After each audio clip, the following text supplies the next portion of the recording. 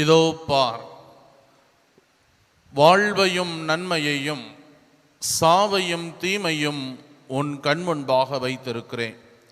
இணைச்சட்ட புத்தகம் 30வது அதிகாரம் 15வது இறை வசனம்.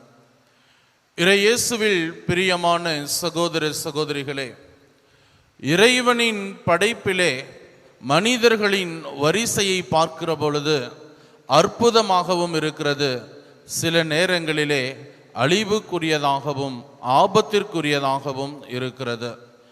மனிதர்கள் இறைவனின் விருப்பப்படி வாழ்ந்து உடலின் இச்சைகளுக்கு தங்களை உட்படுத்தி கொள்ளாமல் பாவம் ஆட்சி செய்யாமல் அவர்கள் வாழ்கிற பொழுது அவர்களுடைய வாழ்வு அற்புதமான ஒன்றாக இருக்கிறது.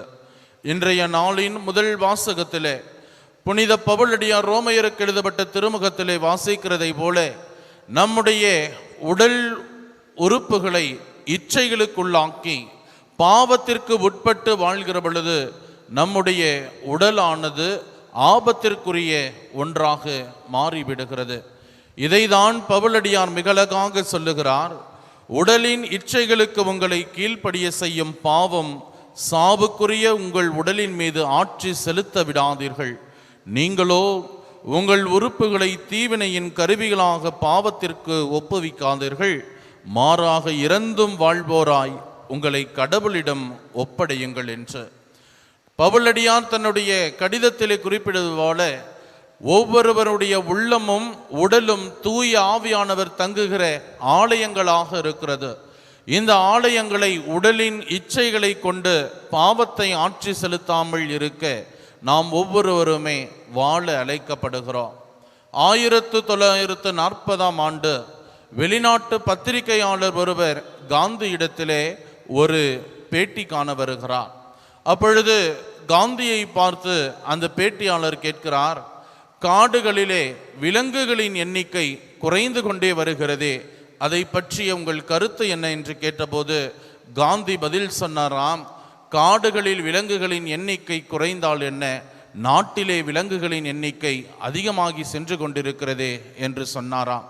அங்கு விலங்குகள் என்று சொன்னது மனிதனுக்குரிய மாண்புக்குரிய அந்த மதிப்பீடுகளை இழந்து கொஞ்சம் கொஞ்சமாக விலங்குகளாக தன் குணத்திலே மாறிக்கொண்டிருக்கிறான் என்று சொன்னாராம். வைரமுத்துவும் தன்னுடைய வார்த்தைகளில் ஒரு இடத்திலே குறிப்பிடுகிறார், விலங்கிலிருந்து மனிதன் பரிணாம வளர்ச்சி பெற்று மனிதனாக வளர்ந்து கொண்டு வந்தான்.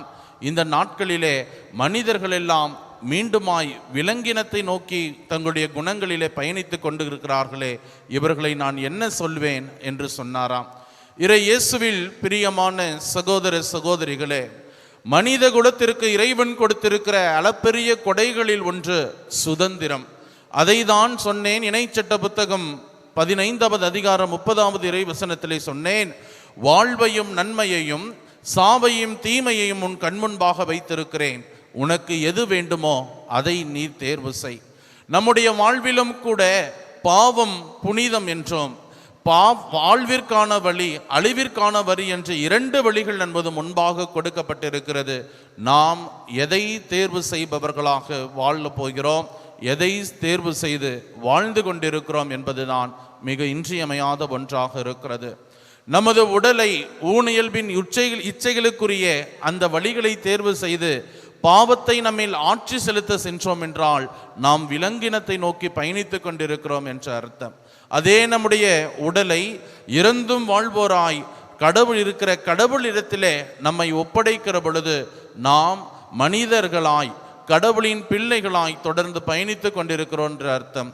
எதை நோக்கி நாம் பயணித்து கொண்டிருக்கிறோம்? தொடர்கிற வழியிலே நம்முடைய ஊனுழல்பின் உறுப்புகளான செவி, வாய், கை, கால் அனைத்தையும் நன்மையை நோக்கி பயணிப்பவர்களாக, நன்மையை நோக்கி பயணித்து நல்லவராம் இறைவனை அடைந்து கொள்பவர்களாக வாழ வரம் வேண்டி செபிப்போம். ஆமேன்.